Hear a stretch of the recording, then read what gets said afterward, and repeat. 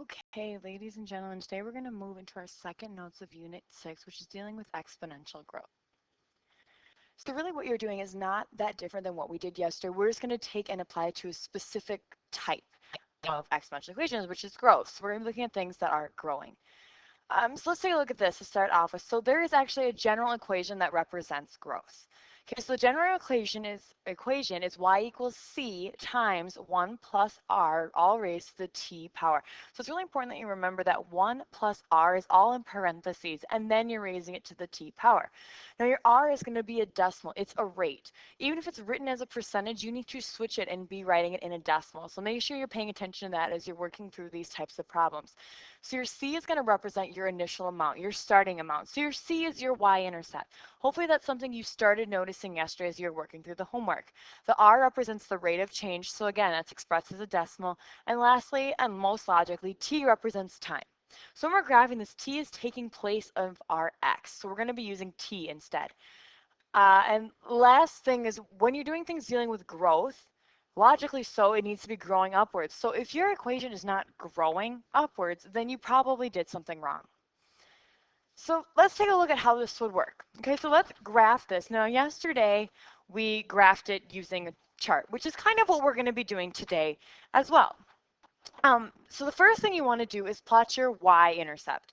So your y-intercept is always this number out here, that c value, the number multiplied outside of the parenthesis.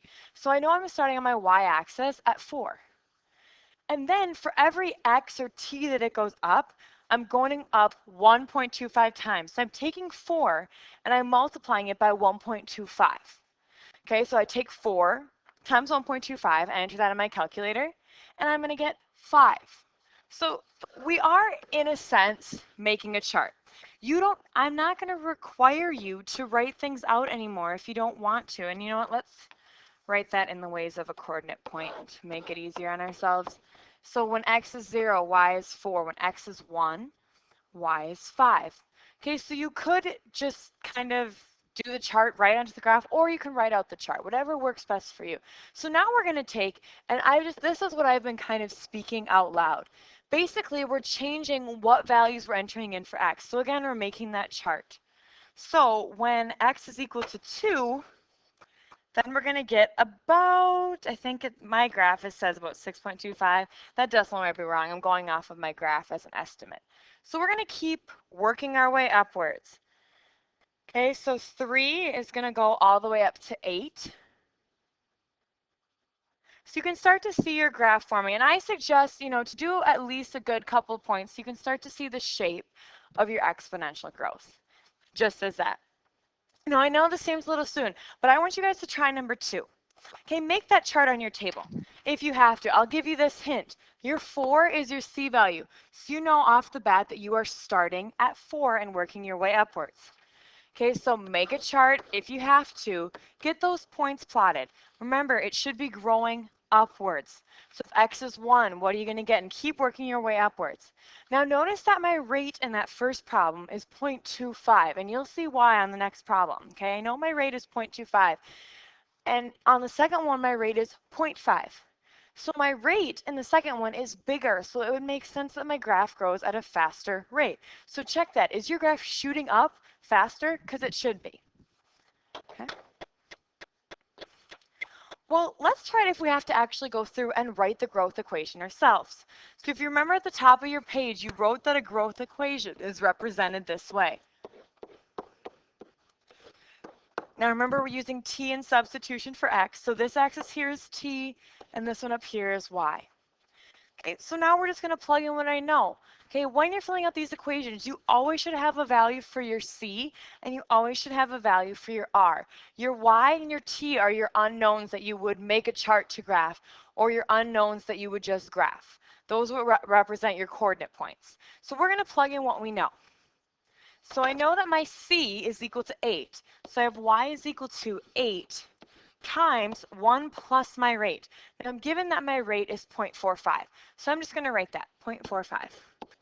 And again, I'm going to raise to the t power. You want to keep that y and that t in the equation itself. So I'm just going to simplify it down to make it a little easier on myself. So then I get y is equal to 8. 1 plus 0.45 is 1.45 raised to the t power. So now this is identical to what we were doing in the previous two problems. We have a growth equation. I know it's growth because it's greater than 1. Okay, that's a really important thing. It's greater than 1, so it's going to grow. If the thing that is in the parenthesis is greater than 1, that's what's going to make your exponential graph grow. So we can go ahead and we can either make a chart or we can just plot points. Well, I know this is going to cross the y-axis at 8. So I'm going to plot that point. I'm going to remind you guys, if at any point you're feeling confused, you don't know exactly what's happening, pause the video, rewind it, watch some things again if you have to. So now I'm going to plug in 1 for t and figure out what y equals. So I get when t is 1, I'm going to get close to 12 on the graph. So you can go ahead and plug it into your calculator yourself. I'm just going off of points on a graph. Okay, so we're shooting up pretty quickly here.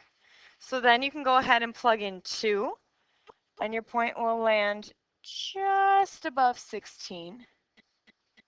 And then you can go ahead and shoot that upwards, like that.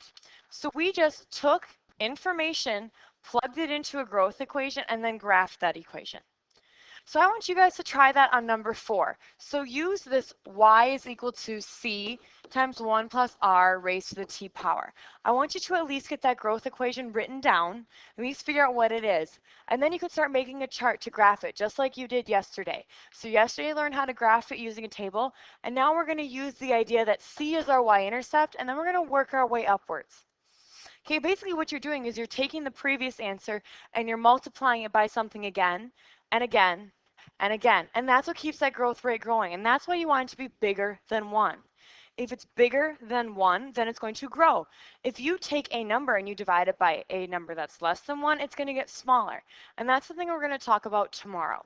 So go ahead, pause the video and graph this one on your own. 1/3 is a fraction. Okay, so go ahead and put it in decimal, and I'm going to say for the purposes of this exercise, round it to 2 decimal points. Once you're done, you can move on.